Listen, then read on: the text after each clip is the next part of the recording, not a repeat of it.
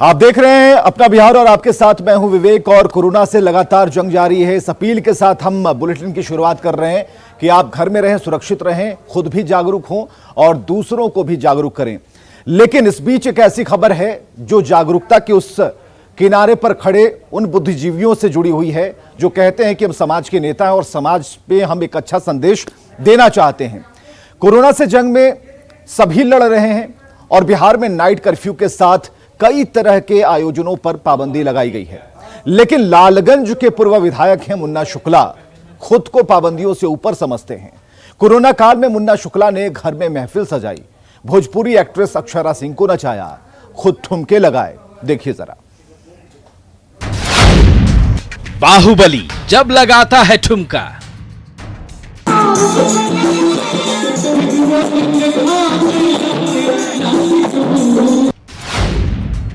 तो बोलती है बॉडीगार्ड की बंदूक।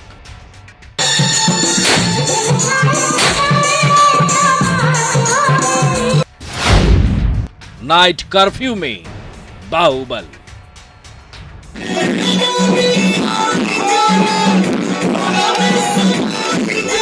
बिहार में हर दिन कोरोना तांडव मचा रहा है। रिकॉर्ड तोड़ मौत हो रही है, लेकिन मुन्ना शुक्ला को अपनी मस्ती की पड़ी है। लोग मरते हैं तो मरे, एक बाहुबली को इससे कोई फर्क नहीं पड़ता।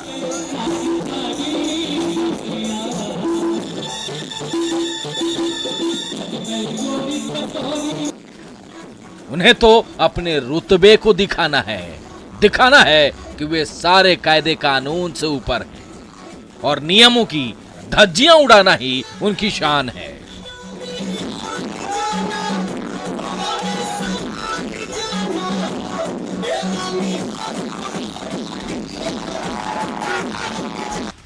क्योंकि कोरोना से जंग में नाइट कर्फ्यू तो जैसे आम जनता के लिए है, वे तो नेतागिरी और बाहुबल का पूरा कॉकटेल है।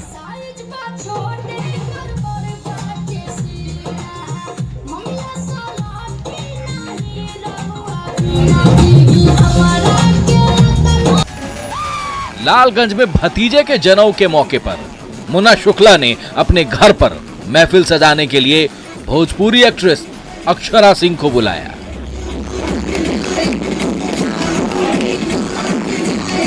बाद डांसर्स को भी बुलाया।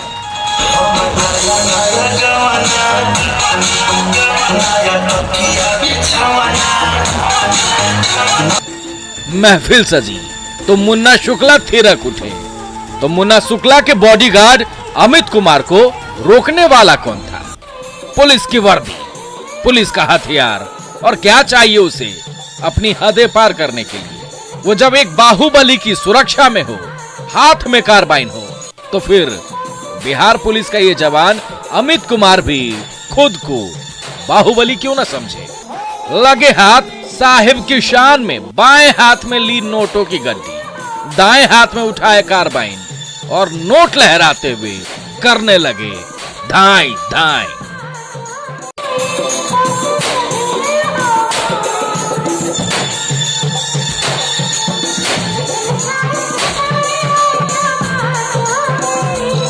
अब मुन्ना शुक्ला और उनकी पत्नी अन्नू शुक्ला की जुगलबंदी भी देख लीजिए।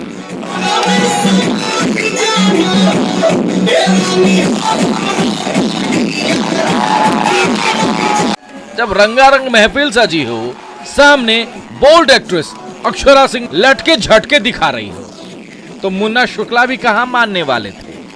पहुंच गए मंच पर। पहले तो अन्नू शुक्ला ने अक्षरा के साथ खूब जुगलबंदी दिखाई, फिर मुन्ना शुक्ला ने पत्नी के साथ गल भैया कर कमर लचका कर दिखा दिया कि वे ऐसे ही सरकारी कायदे कानून को पांव तले को चलते हैं।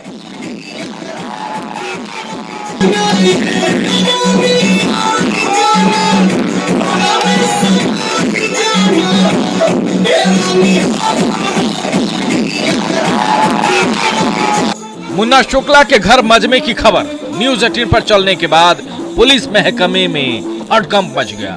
तो आनन फानल में मुन्ना शुक्ला, उनकी पत्नी अन्नू शुक्ला, अभिनेत्री अक्षरा सिंह, फायरिंग करने वाले बॉडीगार्ड अमित कुमार समेत 5 लोगों पर नामजद केस दर्ज हुआ।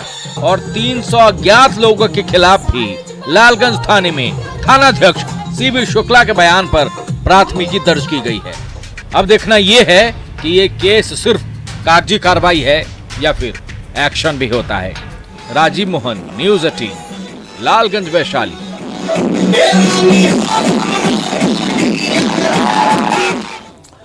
तो अब सवाल है कि जब रात भर महफिल रंगीन होती रही तो पुलिस के बड़े अधिकारियों से लेकर लालगंज थाने को क्या वाकई इसकी जानकारी नहीं थी? ये कैसे हो सकता है कि एक बाहुबली पूर्व विधायक के घर पर इतना बड़ा मजमा लगा हो, डीजे की धुन पर लोग थिरक रहे हों, बॉडीगार्ड धाए धाए फायरिंग कर रहा हो और इतना कुछ होने के बाद भी पुलिस को भनक नहीं लगती? या फिर सब कुछ लालगंज थाना और बड़े अधिकारियों की जानकारी में होता रहा?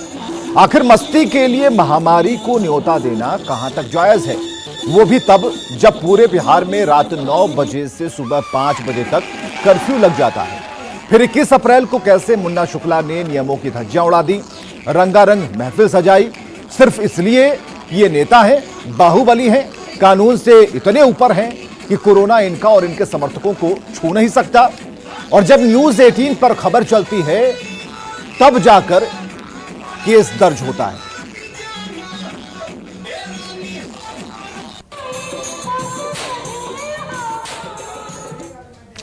चलिए बढ़ते हैं अगली खबर की तरफ। पटना रेलवे स्टेशन पर यात्रियों की जांच नहीं हो रही है क्योंकि दिल्ली से पटना पहुंचे जो यात्री हैं बगैर जांच के ही स्टेशन से बाहर निकल रहे हैं, जबकि संक्रमण का खतरा लगातार बढ़ता जा रहा है।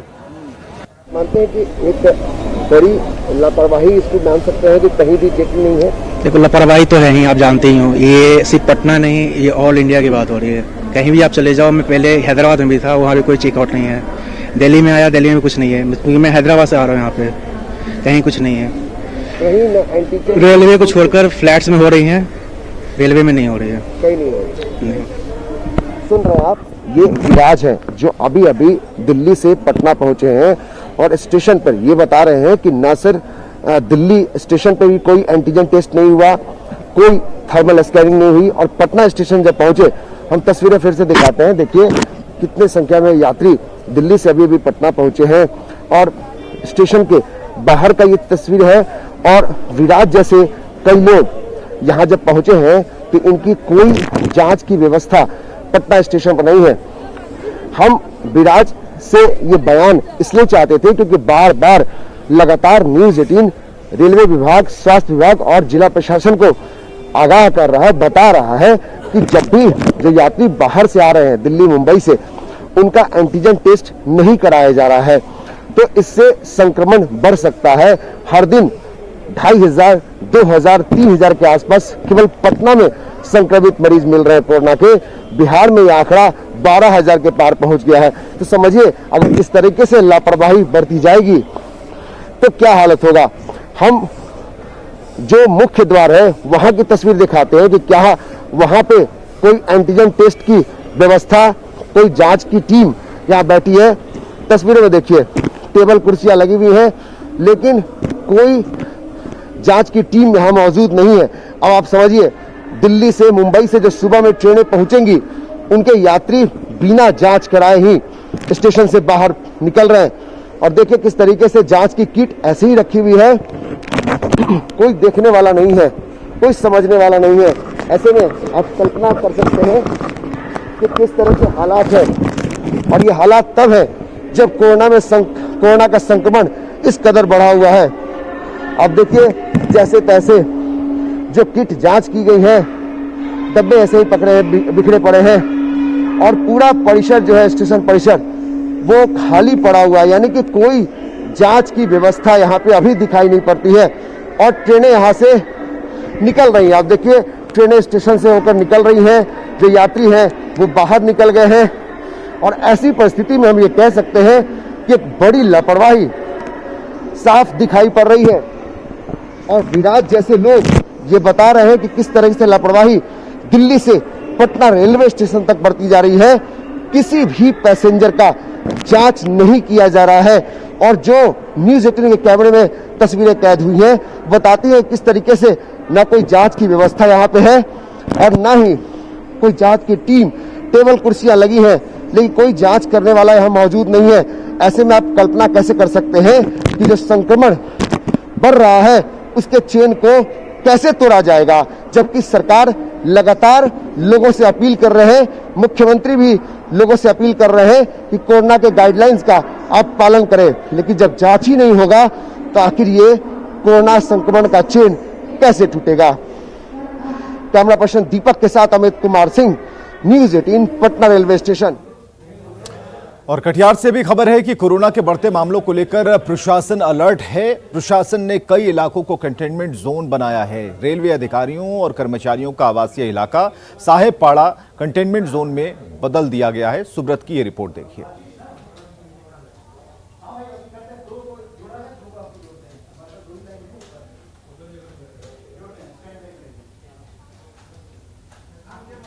कटिहार में कोरोना के बढ़ते कहर के बाद कई इलाकों को इस तरह कंटेनमेंट जोन के रूप में बनाया गया है। आपको बताते चले, ये जो इलाका है साहेबपाड़ा का इलाका है और ये रेलवे अधिकारी और कर्मी के लिए एक महत्वपूर्ण इलाका, आवासीय इलाका है। लेकिन एक तस्वीर ये भी देखिए कि इसी कंटेनमेंट जोन के आसपास के इलाके में एक जो स्कूल है उसको संचालित कर, हालांकि स्कूल में बच्चे लोग नहीं आते लेकिन टीचर लोग स्कूल आ रहे जा रहे हैं और इसी जोन से ऑनलाइन क्लास के माध्यम से बच्चों को क्लास चल रहा है। तो कहीं ना कहीं एक तरफ प्रशासन तो जागरूक है, तो साहेबपाड़ा का ये इलाका है और ये जो इलाके को इस तरह के बैरिकेड करके कंटेनमेंट जोन बनाया गया। लेकिन एक दुखद तस्वीर ये भी देखा है कि इसी इलाके से छोटे बच्चों को ऑनलाइन क्लास के नाम पर टीचरों को बुलाया जा रहा है। कहीं ना कहीं ये तस्वीर भारी पड़ सकता है। इसीलिए जब ये कंटेनमेंट जोन का इलाका है तो इस जोन के इलाके से इस तरह का स्कूल कैसे संचालित होना चाहिए, इस पर भी विचार होना चाहिए। सुब्रत, न्यूज़ 18 कटिहार। देश भर में बेड और ऑक्सीजन के लिए मारामारी के बीच पटना से एक अच्छी खबर है। पाटलिपुत्र अशोक के आइसोलेशन सेंटर में अभी भी 108 बेड खाली हैं। वहीं 43 ऑक्सीजन सिलेंडर भी हैं और 7 कोरोना मरीज ठीक होकर अपने घर वापस लौट गए हैं। बिहार में पिछले 24 घंटे में 6,741 मरीज ठीक होकर घर वापसी कर चुके हैं। पिछले 24 घंटे के भीतर 12,359 कोरोना के संक्रमित मरीज मिले हैं। इस खबर से आप बेहद चिंतित हो सकते हैं, परेशान हो सकते हैं, लेकिन सुबह सुबह हम आपको कुछ अच्छी जानकारियां दे रहे हैं। अच्छी जानकारियां इस संदर्भ में कि अगर 24 घंटे के अंदर 12,359 मरीज मिले हैं तो 6,741 माफ कीजिएगा 6,741 जो कोरोना के पॉजिटिव मरीज थे वो डिस्चार्ज भी हुए हैं, यानी कि ठीक भी हुए हैं। तो एक अच्छी खबर सुबह सुबह है। इसके अलावा जो 77 कुल संक्रमित लोगों की जाने गई हैं एक दिन के अंदर में, ये बेहद परेशान करने वाली जानकारी है। लेकिन अब अच्छी जानकारी आपको दे रहे हैं। अच्छी जानकारी ये है कि अब तक 3 लाख से ज्यादा लोग जो संक्रमित लोग थे वो ठीक हुए हैं, यानी एक साल के भीतर 3 लाख से ज्यादा लोग ठीक हुए हैं। रिकवरी रेट अब भी अच्छा है, लोग अभी भी जो संक्रमण है उससे बाहर निकल रहे हैं। और ये तस्वीर जो हमारे सहयोगी दिखा रहे हैं, ये पाटलिपुत्रा अशोक जो आइसोलेशन सेंटर है वहां की तस्वीर है। यहां अभी भी 108 बेड उपलब्ध हैं जो रिक्त हैं, यानी कि 52 जो बेड है उस पर मरीज हैं, 7 मरीज अभी डिस्चार्ज किए गए हैं। तो यानी यहां भी बेड की समस्या नहीं है, यानी कि बेड और ऑक्सीजन को लेकर जिस तरीके से खबरें वाकई हम लोग दिखाते हैं कि काफी मांग बढ़ी है, बेडों को लेकर मारामारी है और संक्रमण लगातार बढ़ता जा रहा है, बावजूद इसके ऑक्सीजन का यहाँ पे यानी इस आइसोलेशन सेंटर पे 43 ऑक्सीजन सिलेंडर है। यहाँ पे ऑक्सीजन की कोई दिक्कत नहीं है। इसके अलावा बाकी यहाँ पे जो बेडों की संख्या है वो भी पर्याप्त है, यानी 108 बेड अब भी रिक्त है। यानी अगर कोई संक्रमित होता है तो यहाँ पे आइसोलेशन सेंटर पे उनका दाखिला हो सकता है। तो कुछ अहम जानकारियां, जो अच्छी खबरें हम इसलिए दिखा रहे हैं कि जो बुरी खबरें होती है, यानी कि जो जानकारियां बुरी होती है, जो आपको तकलीफ दे होती है, 77 लोगों की जाने जाती हैं, इस खबर से आप परेशान होते हैं, तो ये भी जानिए कि एक साल के अंदर में 3 लाख से ज्यादा लोग ठीक भी हुए हैं और 24 घंटे के अंदर में 6000 से ज्यादा जो संक्रमित मरीज थे वो डिस्चार्ज भी किए गए हैं। तो कुछ अच्छी जानकारियां आपके लिए शायद अच्छे संदेश लेकर पहुंची है, तो आपके स्वास्थ्य के लिए ये ठीक भी साबित हो सकती है। कैमरा पर्सन दीपक के साथ अमित कुमार सिंह, न्यूज़ 18 पटना।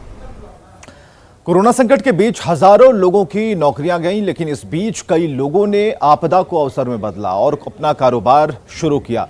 पटना के पुरुषोत्तम कुमार ने पटना में गारमेंट्स फैक्ट्री लगाई, कई लोगों को रोजगार दिया। इसमें उन्हें सरकारी योजना का लाभ भी मिला है। गुजरात, मुंबई, दिल्ली, पंजाब से जो लोग आए, उनका एक क्लस्टर बनाकर उन्होंने काम शुरू किया और इसमें कामयाबी पाई। कोरोना के दौरान जब लाखों लोगों की नौकरियां जा रही थीं, जब उनके उद्योग बंद हो रहे थे, तो पटना में कुछ ऐसे भी लोग बाहर से आए जो दूसरे राज्य में काम करते थे, जालंधर में, दिल्ली में, गुजरात में, मुंबई में। उन लोगों ने बिहार में आकर के अपना उद्योग स्थापित किया बिहार सरकार की मदद से। हमारे साथ पुरुषोत्तम मौजूद है, पटना के बेउर इलाके में यह रेडीमेड गारमेंट का उद्योग चला रहे हैं। इनकी जो टीम है वो जालंधर से आई है, इनके साथ में जो और काम कर रहे हैं वो महाराष्ट्र और अन्य दूसरे राज्यों से भी ये लोग आए हैं। कैसे आपने यहाँ आकर के एक उद्योग स्थापित कर लिया और कैसे इसकी पूरी पहल की, और सरकार ने आपको कितना मदद दिया? इसकी पहल एक्चुअली जब बाहर से आगंतुक श्रमिक लोग कोविड-19 के समय में आए थे, तो उसके बाद सरकार के तरफ से बिहार उद्योग विभाग जिला पटना और उसके तहत एक क्लस्टर फॉर्मेशन हुई, जिस क्लस्टर में हमें वस्त्र निर्माण के लिए एक अपॉर्चुनिटी प्रदान किया गया, जिसमें हमारे साथ हमारे मित्र लोग हैं। पटना में ज़्यादातर सामान्य जो भी कपड़ा है ज़्यादातर बाहर से लाया जाता है और कुशल कारीगर ज़्यादातर बिहार के हैं। अगर उनको अपने प्रदेश में ही अगर रोज़गार मिल रहा है तो वो लोग यहाँ रह कर के काम करना उचित समझते हैं। उम्मीद है इन लोगों को कि आने वाला समय अच्छा रहेगा। हालांकि इस वक्त कोविड का दौर है और कहीं ना कहीं जो परिस्थिति है उस परिस्थितियों से हर कोई गुजर रहा है, सबको मुश्किलों का सामना करना पड़ रहा है। हम एक बार दिखाएंगे कि यहाँ किस तरीके से सिलाई का काम चलता है। यहाँ रेडीमेड गारमेंट्स का व्यवसाय इन लोगों ने शुरू किया है। और सबसे बड़ी बात है कि कोरोना के दौरान जब लोगों की नौकरियां जा रही थीं, जब लोग बेरोजगार हो रहे थे, उस वक्त ये लोग बिहार के बाहर जहां दूसरे राज्यों में रहते थे वहां से ये लोग बिहार आए और आने के बाद इन लोगों ने एक नई शुरुआत की और उसका फ़ायदा अब कहीं ना कहीं दिखाई दे रहा है। सबसे बड़ी बात है कि जिस तरीके से इनकी पूरी टीम यहाँ पहुँची है और उसके बाद अब इनसे कहीं ना कहीं प्रेरित होकर के दूसरे लोग भी इस योजना का लाभ उठा रहे हैं। जिला औद्योगिक नवपरिवर्तन योजना का नाम इसको दिया गया है और कहीं ना कहीं सरकार के द्वारा और इन लोगों के द्वारा एक अपने आप में बड़ी कहा जा सकता है कि एक बड़ी पहल है कि सरकार के सहयोग से जो बाहर में जो लोग रह रहे हैं उन्हें अपने घर में रोजगार मिल रहा है। शैलेंद्र, न्यूज़ 18 पटना। कोरोना की इस महामारी में जहां परिवार संक्रमण के शिकार हो रहे हैं, लोगों को देखने वाला और खाना खिलाने वाला तक नहीं मिल रहा, ऐसी परिस्थिति में पटना की 2 बहनें ऐसी हैं जो कि कोरोना पॉजिटिव लोगों के लिए खाना बनाती हैं, उनके लिए राहत बनकर सामने आती हैं, उन कोरोना पीड़ितों के घर खाना पहुंचा रही हैं और जो खाना बनाने में सक्षम नहीं हैं उन्हें किस तरीके से ये पूरी तैयारी के साथ, सेफ्टी के साथ उन तक खाना पहुंचा रही हैं। बहुत सारे ऐसे परिवार होंगे जिनके घर में लोग संक्रमित होते होंगे, छोटे बच्चे होंगे या फिर बुजुर्ग दंपति होंगे जो कोरोना संक्रमित हो रहे होंगे या अकेले रह रहे होंगे, कोरोना संक्रमित हो गए होंगे, उनको खाना कौन देता होगा।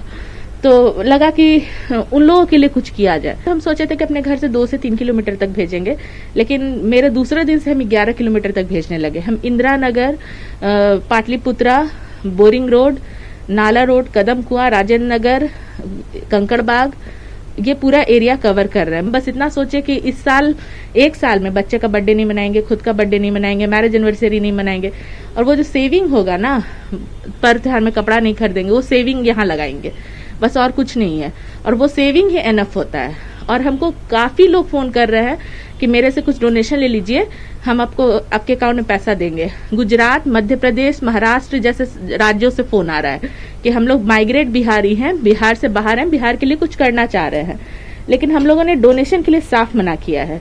हमें ना अनाज चाहिए ना पैसा चाहिए। अगर आपको इतना ही मन है तो ये वैश्विक आपदा है, हर जगह परेशान लोग हैं, आप उनको मदद कर दीजिए। खाना नहीं बना के कर सकते हैं तो उनके घर कच्चा सामान भेज दीजिए। कच्चा सामान नहीं दे सकते हैं तो बहुत का हॉस्पिटल का बिल बहुत ज्यादा आ रहा है, आप बिल को पेड करने में मदद करिए। किसी न किसी रूप में आप मदद कर सकते हैं अगर आप सच में मदद करना चाहते हैं। सोशल हीरो बनना नहीं है हमको, आप खुद भी एक सोशल हीरो हैं। मेरी दीदी खाना बनाती है किचन में, तब तक मैं उसकी 3 महीने की जो बेटी है मैं उसे संभालती हूँ। फिर खाना बनाने के बाद हम दोनों मिलकर पैकिंग करते हैं साथ में। उसके बाद मैं लेकर जाती हूँ खाना, जहाँ जहाँ मतलब जिनको ज़रूरत होता है उन्हें खाना पहुँचाती हूँ। साथ में जो भी ग्रोसरी घट रहा है वो ग्रोसरी खरीद कर लेकर आने का मेरा काम है। मदद करने टाइम मैं जब उन लोगों के पास खाना लेकर जाती हूँ तो मुझे फीडबैक मिलता है कि मैं 6 दिन से भूखी थी, मैं 5 दिन से भूखी थी, सत्तू पी के रह रही थी, वो भी सत्तू थोड़ा थोड़ा पी रही थी कि सत्तू खत्म ना हो जाए, क्योंकि बीमार हूँ, बाहर नहीं जाकर कुछ भी लेकर आ सकती हूँ। बीमार हूँ इसलिए खाना नहीं बना पा रही हूँ। तो जब ले जाकर मैं देती हूँ उन लोगों को खाना ना, तो इतना अच्छा महसूस होता है, लगता है जीवन सफल है किसी को खाना, किसी भूखे को खाना खिलाकर, जरूरतमंद को खाना खिलाकर। इस शुरू में तो हम लोग आसपास का ही लिए थे, राजेंद्र नगर, दरियापुर गोला, बगल का मोहा टोला, ये सब जगह का लिए थे। लेकिन इतने ज्यादा कॉल आ रहे थे और इतने नीडी लोग थे ना कि हम लोग दूर दूर का भी लेने मतलब खाना पहुंचाने के लिए तैयार हो गए। मैं और अपने कुछ दोस्तों के हेल्प की मदद से मैं पटना में 25-25 किलोमीटर दूर तक हम लोग जा रहे हैं खाना पहुंचाने के लिए। 2 टाइम खाना पहुंचाते हैं, सुबह के टाइम में भी और शाम के टाइम में भी। जो बहुत दूर के होते हैं उनको एक टाइम में दोनों टाइम का खाना पहुंचा देते हैं। ऑक्सीजन की अहमियत क्या होती है? कोरोना काल चल रहा है और ऐसे में ये मरीज परेशान होने वाले लोग ही समझ सकते हैं। ऑक्सीजन सप्लाई के काम में कुछ ऐसे हीरो हैं जो 24 घंटे अस्पतालों में ऑक्सीजन पहुंचाकर मरीजों की जान बचाने में जुटे हैं। अब तक आपने कई कोरोना योद्धा की तस्वीरें देखी, लेकिन हम आपको दिखाने जा रहे हैं ऐसे योद्धा जो 24 घंटे लगातार अस्पतालों में ऑक्सीजन मुहैया कराते हैं। तो ये देखिए, ये 3 युवा हैं जो अपनी गाड़ी पर 24 घंटा ऑक्सीजन ढोते हैं, चाहे वो सरकारी अस्पताल हो या फिर निजी अस्पताल। हम बात करते हैं, क्या कहेंगे आप लोग, कितनी ड्यूटी कर रहे हैं? सर हम लोग 24 घंटा ड्यूटी कर रहे हैं सर। जो सुबह से 6 बजे से उठते हैं सर, करीब 7 बजे जाना पड़ता है सर। कितना ऑक्सीजन पहुंचाते हैं लोग? डेली सर 200 करीब से सिलेंडर आता है सर। धीरे धीरे कुछ कमी हुआ है, मतलब ऑक्सीजन का कुछ है सही हुआ है। कितने घंटे काम कर रहा है? 24 घंटा सर, रात में भी रहना पड़ता है, दिन में भी रहना पड़ता है। लगातार कई शहरों से ये खबर आ रही है कि ऑक्सीजन की किल्लत है, लेकिन जैसे ही एजेंसी में ऑक्सीजन की आपूर्ति शुरू होती है, रिफिलिंग के बाद ये लोग अपनी गाड़ी पर ऑक्सीजन लेते हैं और अस्पताल में ऑक्सीजन पहुंचाते हैं। निश्चित रूप से ऐसे कोरोना योद्धा बनने की आपको भी जरूरत है। अगर आपके आसपास में भी अगर आपकी लोगों को जरूरत है तो आप भी पहल कीजिए और लोगों की जान बचाइए। कैमरामैन अजय दुबे के साथ रजनीश कुमार, न्यूज़ 18 पटना। और आगे देखिए जोहार झारखंड।